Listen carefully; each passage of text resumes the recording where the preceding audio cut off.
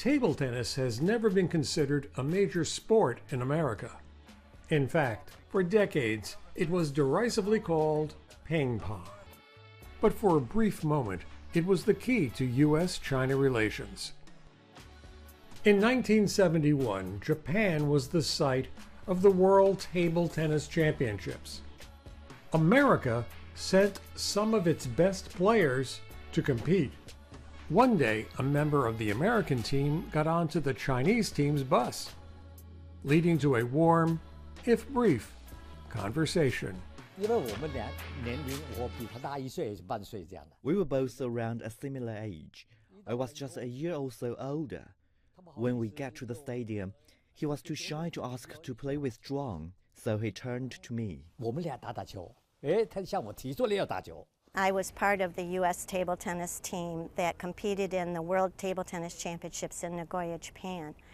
On the last day of that competition, the Chinese delegation extended invitation for the U.S. team to come into China, extend our trip, and play what they called friendship matches. And what a thrill that was for us Americans, because China is always ranked usually #1 in the world. And so it was really fun for us to be able to watch them compete because they were known to be #1 in the world.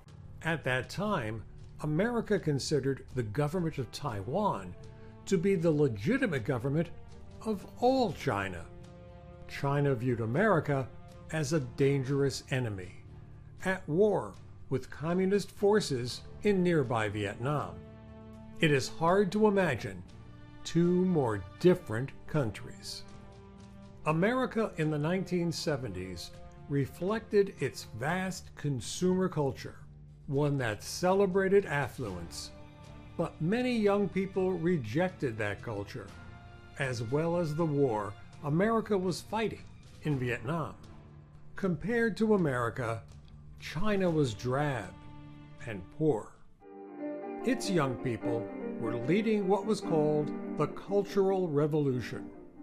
Acting in the name of Supreme Leader Mao Zedong, they wanted to destroy everything old and not revolutionary.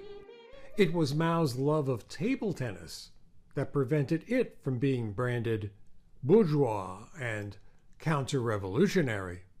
So we had to get permission to go into China from our State Department. And some of the things that they just said to us is, don't think of this as anything to do with politics or that it's a diplomatic trip. It's just a friendship trip between two countries.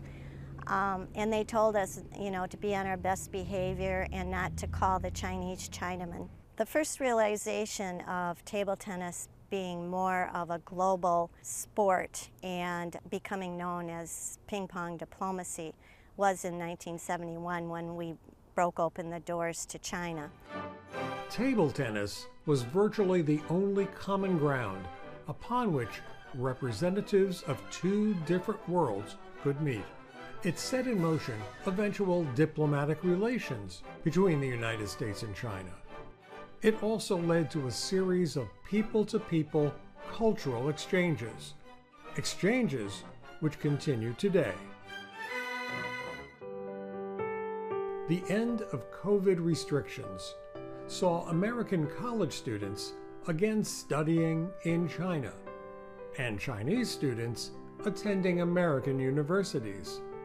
Still, the political, economic, and military differences between America and China are significant and dangerous.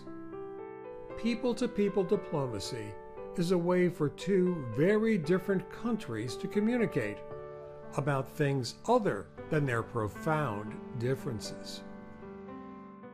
The creative team behind Your Server Mine is the same team responsible for previous public TV documentaries such as Valor and Memory, China, Frame by Frame, Unsettled History, America, China, and the Doolittle Tokyo Raid, and Shanghai 1937, where World War II began.